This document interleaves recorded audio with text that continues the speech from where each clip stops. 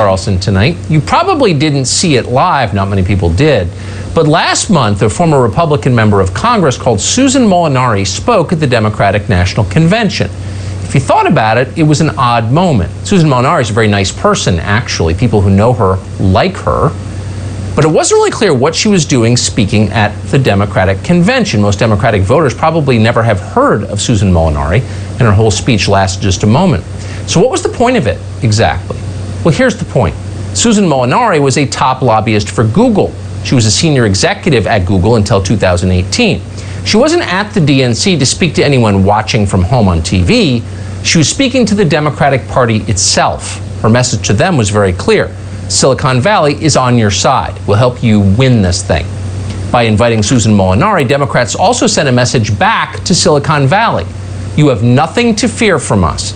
Elect Joe Biden and you can keep your monopolies. You can extend your control over American life. This was a bargain a long time in the making. Immediately after Donald Trump was elected in 2016, executives at Google held a company-wide meeting. Really, it was more of a group therapy session. The company's chief financial officer, Ruth Porat, broke down in tears as she spoke. She asked how Google could, quote, use the great strength and resources and reach we have to continue to advance really important values, end quote. What are those values? They're not your values. Google co-founder Sergey Brin was also devastated by Trump's victory. He found the election, quote, deeply offensive. Watch Brin go full encounter group in front of his employees. Most people here are pretty upset and pretty sad for because of the election. As an immigrant and a refugee, I certainly find this election deeply offensive. Is there anything positive you see from this election result? Boy, that's a really tough one right now. Another oppressed billionaire. At the same meeting, Brin suggested that Google change its algorithm, the very core of its search business, to promote, quote, better quality of governance and decision making. What does that mean? In other words, they want to subvert democracy, and everyone in the room knew exactly what he was saying, and they got to work doing it. 2 years later, video of that company-wide meeting leaked. Any other company would have been ashamed of it. The head of America's most powerful corporation caught on camera planning to manipulate voting in elections. But Google was not embarrassed. They didn't stop either. No one made them stop, so they continued. Last year, a new video emerged. This video showed a woman called Jen Janai, who works in the artificial intelligence unit at Google, confessing to trying to manipulate the 2020 election, the one underway now. Janai said, quote, we all got screwed over in 2016, so we're rapidly been like, what happened there, and how do we prevent it from happening again? Once again, she's speaking about the results of a free and fair democratic election that Google, the most powerful company in the world, didn't like, so they're trying to make sure it never happens again. It's brazen, but they're doing it. Why are they doing it? Well, imagine you're them. Imagine we're back in 2016 and you're a tech executive in Northern California. You're in your 30s, you're not particularly impressive, though you have all the right credentials. And yet somehow you are now worth hundreds of billions of dollars. And you look on as Donald Trump wins the White House. He's running on the most populist Republican platform since Teddy Roosevelt. On the other side, openly socialist candidates are elected to Congress. People are tired of oligarchs like you. You have not improved America. You know this could be very bad for you. Someone might tax your stock options or seize your private island. So what do you do next? Well, Silicon Valley had a few ideas. First, they boosted Democrats who were aligned with Wall Street and multi-billion-dollar companies like theirs. As long as people were distracted by identity politics, as long as they were fighting about unresolvable issues like race and gender, you might be able to distract them long enough that you could pull this off.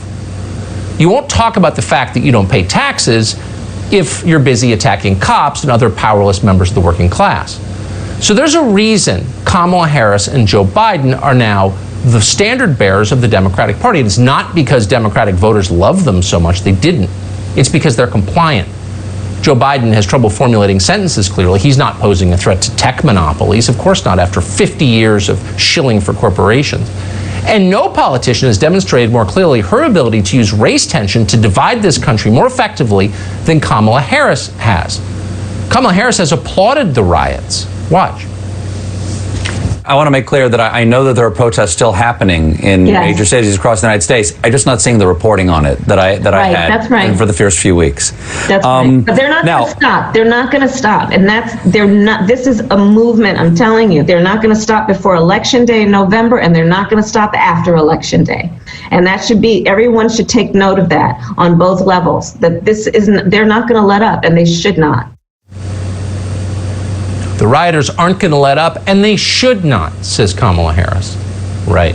This is the same Kamala Harris who tweeted that Michael Brown was murdered by cops in Ferguson, Missouri. He wasn't murdered. That's not speculation. Barack Obama's own Justice Department concluded he wasn't murdered. That's a lie. But Harris repeated it anyway, and her allies at Twitter allowed her to disseminate that lie nationwide. They didn't pull that tweet down. So Silicon Valley is doing all it can to help the Biden-Harris ticket. And this is just the beginning. This year, for example, LinkedIn founder Reid Hoffman and other billionaires threw major financial support behind an organization called Acronym. Reportedly, Acronym has set up bogus news sites in swing states to portray Democrats in a positive light. Oh, kind of like the propaganda they claimed Russia was propagating in the last election. Right. This is the party that loves to complain about the death of local journalism. But they are funding a propaganda network to change people's opinions before an election. And the goal, of course, isn't just to make Democrats look good, it's to make you terrified, because scared populations are easier to control. And that's why Facebook blocked a video featuring the president pointing out an obvious scientific truth. And no scientist disagrees with this. Children are mostly not at risk from the effects of the coronavirus. According to the scientific journal The Lancet, the virus is, quote, generally a mild disease in children, including infants. Fatal outcomes are, quote, rare. If you knew that, you might have real questions about the lockdowns Joe Biden and the teachers' unions and so many other institutions in this country are pushing. So you can't know it. Facebook decided you should not be able to see those data from The Lancet. Twitter went a step further and had their 27-year-old liberal arts majors lock down the president's campaign account until the campaign deleted video themselves. In other words, kiss the ring, said Twitter. We won't just erase the video, we need you to bow publicly to our authority and do it yourself. This has implications far beyond the election, far beyond who becomes president in January. This is about how much power the tech monopolies will have. It's about how much power the professional class can continue to wield as the middle class dies. Technology executives in San Francisco are the product of those institutions, of left-wing universities. They've been trained to dislike the country that made their success possible, and they very much do.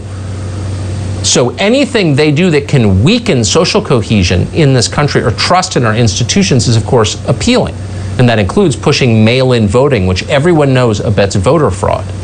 That's why big tech is pushing that. It's why they're backing radical politicians and DAs like Chessie Boudin in San Francisco.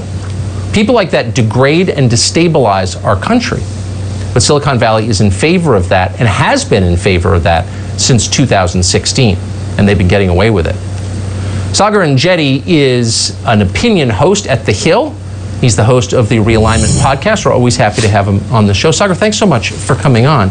So I'm looking around and I'm trying to find a power center in American life that is pushing back against the tech monopolies as they try to manipulate the outcome of this election, and I can't find one.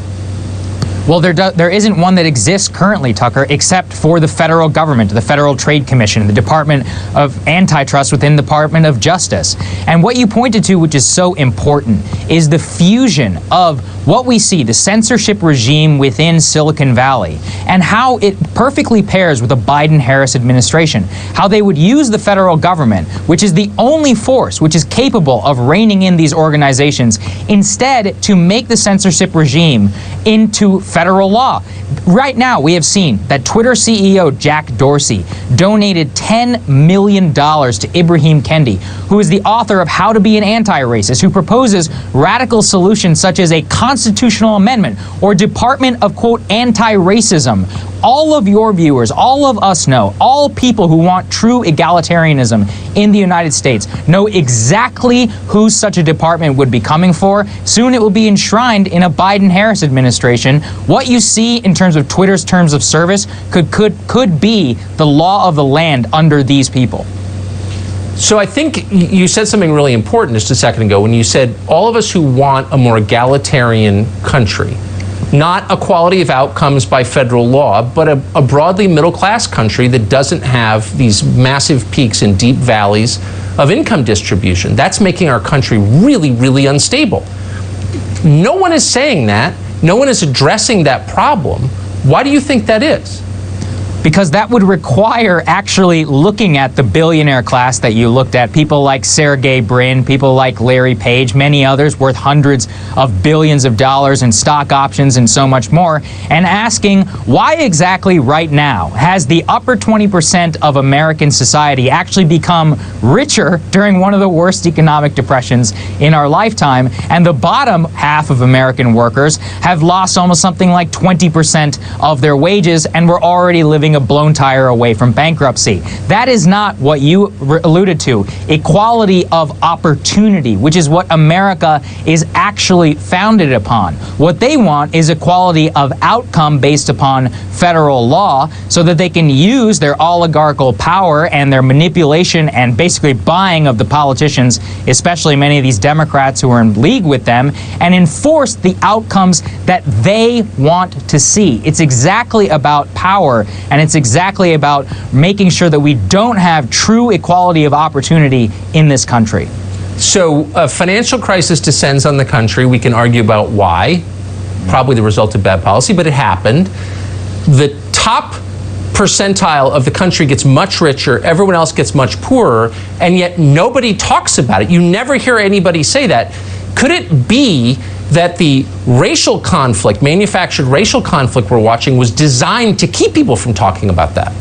Well, you see it right now in how Twitter enforces its so-called terms of service. They'll fact-check the President of the United States and others and allow rampant racial disinformation to go viral on its platforms. In several cases, they've allowed disinformation to go viral, which led to more rioting and looting. Did a single person have their Twitter account locked there, Tucker? Not one person. It continues to go viral to this day.